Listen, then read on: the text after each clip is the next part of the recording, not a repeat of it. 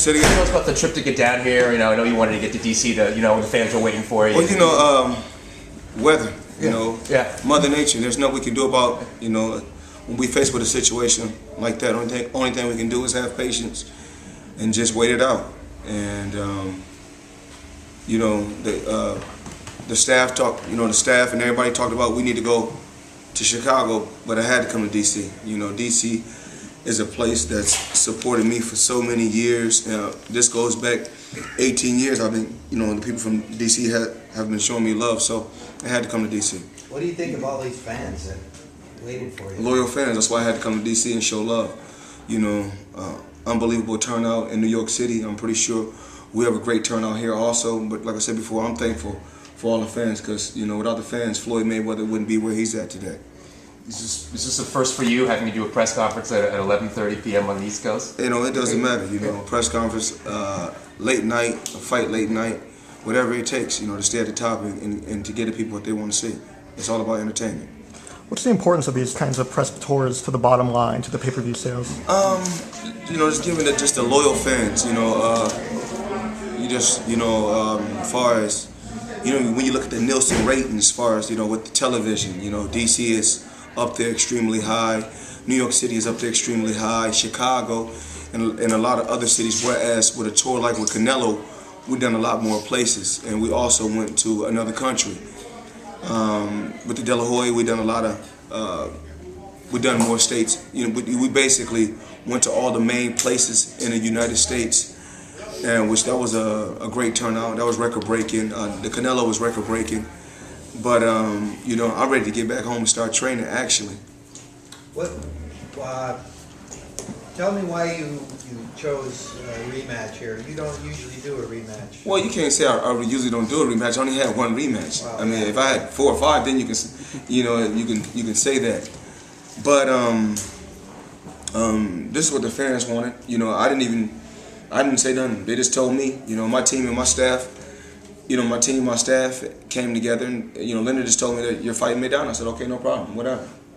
You know, it really wasn't like I chose and said I wanted to fight this guy, I wanted to fight that guy. You go back to the fight, and right after the fight, I said, whatever the fans want. If they want to see it again, we can do it again. And the results will be the same. This is also the biggest money available for you at this time, in terms of opponents. You know, when it's at this level, you know, we don't really even have to talk about money. We know that it's about legacy, it's about entertaining, and it's about enjoying my job and having fun. Can you compare and contrast this rematch with Maidana compared to the last one that you had all those years ago with Castillo? You mean the only rematch that I had? Yeah. Oh yeah. Like even like with the Castillo. Yeah, please, y'all keep that door closed, please.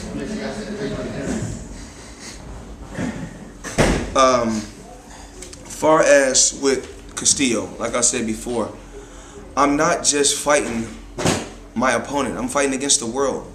My back is always against the wall, but I always find a way to fight my way, you know, to the top and stay at the top. You know, with any and every situation. So I think it's safe to say that with the Castillo fight, just go and YouTube it, put it on mute and just watch it. You know, for the longest when I was with, you know, the other side, I was fighting against all the commentators because I prefer to do things my way. And now that I've done things my way, everybody wants to say, you know, it's the right way. At first, everyone was criticizing me, saying that that's not the way to go. But then once everyone started seeing record-breaking numbers, then everyone said, you know what, let's do it Floyd way. What were the circumstances for why you did the Castillo rematch? This is boxing. You know, no different from when you spar with a guy. You don't spar with a guy just once.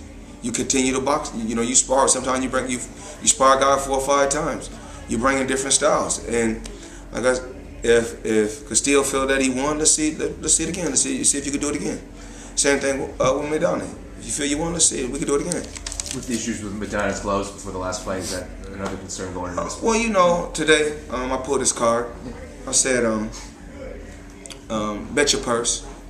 If you really believe in your skills and you believe in your talent, bet your purse. I'll sign right on a piece of paper, said I'll sign. Here's the bet. Slid it over to him. He said, well, Ken, I wear my gloves. This is boxing. This is not called bare knuckle brawl. This is not bare knuckle brawling. Now, the last Mexican fighter we seen, you seen when he wore his gloves. You seen what he tried to do. And then we seen another top ranked fight. He was a top ranked fighter. You talking about Margarito? Yeah, Margarito. Then we seen another top ranked fighter who fought a kid back in the day, to where he died when Panama Lewis was in his corner. You're talking about Luis Resto? Yes, another top ranked fighter. Once again, so I mean, these type of things happen in boxing. It's all about my safety.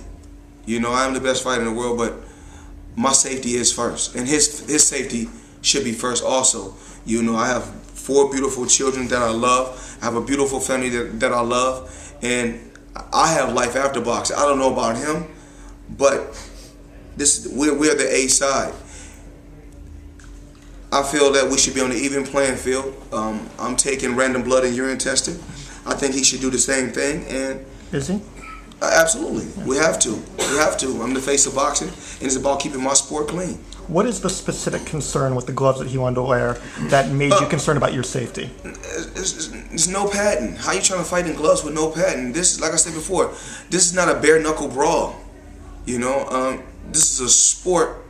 Even though this is a brutal sport, still you got guys that's dying and getting beat with padded gloves. So this guy is trying to fight with gloves with no padding. What about the ones that were subsequently approved by the commission? I'm not here to talk about no commission. The only thing I can say is this. I got the job done in May. I'm going to get the job done again, September 13th. So there's no reason why we should be sitting right here talking about gloves. Because like I said before, this is not a bare knuckle brawl. Once again, my safety is very important to me. I have life after boxing. I have 4 children that I love, and I love my family dearly. Floyd, you're 37 now. Do you still have the will and the energy and the love of the sport to keep? I mean, some days are better than others. As far as, I mean, I'm more like, okay, this is what I love to do. Some days it's more like, this is not what I want to do. I'm kind of course, I'm very comfortable. I don't have to fight anymore. Some days, you know, different days you have different feelings. No different from you guys. Some days you feel like you may write a story. You may be like, this story really wasn't that good. But then you have other people may comment and tell you, you know what, that story was immaculate. But you may not feel that was your best work. So every day, I mean, some days I go to the gym. I may spar, I may box, and I feel like, you know, it wasn't my best day. I know I could do better. But some days, you know, I could be hard on myself. You know, I'm my own biggest critic. You still plan to fulfill your contract with Showtime? Only thing I want to do is take one fight at a time, you know? And that's exactly what I've done. I think this is my 4th fight, you know, of my 6-fight deal. And the only thing I want to do is just take one fight at a time as each fight presents itself. What would you rather be doing in terms of, you spent most of your life boxing, ever since you were a little kid. So when you talk about how sometimes you feel like you don't want to be doing this anymore, what do you see yourself doing once you hang them up? I'm really not sure. You know, as my children get older, I know they got a lot of things that they want to do, a lot of goals they want to accomplish out there in the real world, and hopefully I can be not a good father, but a great father, stand behind them and help them get to where they're trying to get to in life. Is there anything that you are wanting to do different stylistically for this rematch to make this fight go differently? Well, I didn't lose, so I don't have to make no adjustments. No, but you did say that the fight last time went the way that you did because you approached it with a different style. The fight went the way it went because he was a very, very dirty fighter. That's why the fight went the way it went. Do you plan on, as you said before, standing in front of him and trading for the sake of the fans like you did last time? Once again, the fight went the way it went because he's a dirty fighter. Whether I stood right there or not. Hold on, what's going on? Huh? Okay, go ahead.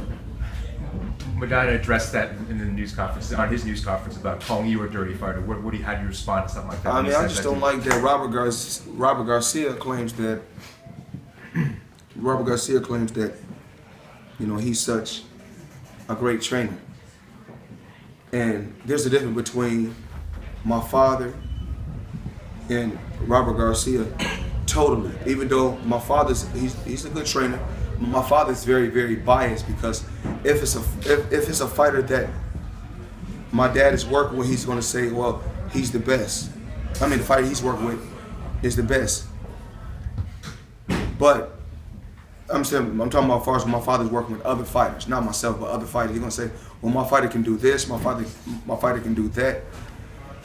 And a lot of times I think when my father's working with other fighters, he wants so badly for the fighters to do what I do, but it's not possible, because once again, there's a difference between a talented fighter and a God-gifted fighter. There's a difference between the two.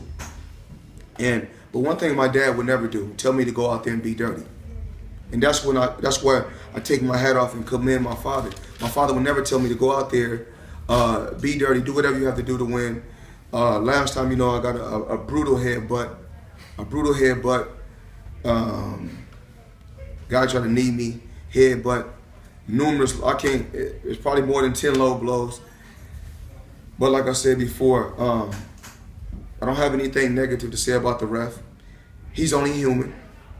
He can have a bad night, because he's only human. We all have bad days. That probably wasn't one of his best days, but the referee, he's still a great referee. I take my hat off to him, and I commend the ref. When you go into a ring against a dirty fighter, does that mean you have to keep your guard up that much more? I mean, just like the Victor Ortiz fight, protect yourself at all times. And that's what I did, in the fight with Marcos Maidana. Floyd, this will be your 9th consecutive fight at MGM Grand. Is there anywhere you want to fight before your career ends away from there? Like I said before, it's always been one of my ultimate goals was to fight in New York City. Before the Barclays Center was built, I always wanted to fight in the Madison Square Garden. But, Barclays Center is making a lot of noise, right now. I had a chance to sit down with the owner. We talked about some big things. We talked about some numbers. But, of course, things take time. Things take time. But as of right now, I'm loyal to who I'm with, and I will always be loyal to who I'm with. The thing we always hear is that the tax implications in New York compared with Nevada could play into your decision. How do the taxes in New York, the potential taxes in New York, affect your decision to fight there? Right now, only thing we can talk is the city of Las Vegas is the only thing we can really talk about, because of what we're fighting at. If a fight presents itself and it's in New York City, then I will approach it the same way. But it's nothing like a Las Vegas Mayweather weekend. You get a chance to do a little bit of everything, and it's nothing but the biggest and the best stars come out, and everybody come to the event and enjoy themselves. That's what it's about. But the bite that the taxes would take out of your paycheck. Once again, my fight is in Las Vegas. But you were saying that you want to fight in New York. I'm asking, how would that keep you? That's always been one of my ultimate goals. Okay. That's what I said. And so would that preclude you from achieving your ultimate goal? If it don't happen, it don't happen. Okay. My concern right now, like I said before, the city of Las Vegas have been great to me. And I love the city of Las Vegas. And New York City is one of the best cities, in the world. But Las Vegas, September 13th, we're gonna do it again. You said you had a big surprise for next May. You're gonna keep that. We're gonna put some things. We're gonna pull a rabbit out the hat. And do some amazing things. Would you have fought Khan if he didn't have Ramadan right now? Would he have been on your list? As of right now, like I said before, everyone is shooting for Floyd Mayweather. The only thing I can do is be focused on the guy that's in front of me. Amir Khan. he still got Danny Garcia problems. You know, he still the little kid from here. He still got problems with that guy. So you know, like I said before, you know, everybody is trying to hit the lotto and fight Floyd Mayweather.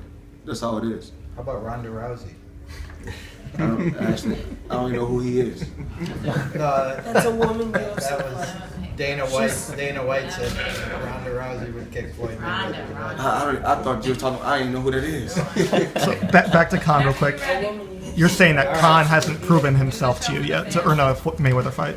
I don't know. Thanks, Floyd. Appreciate it, man.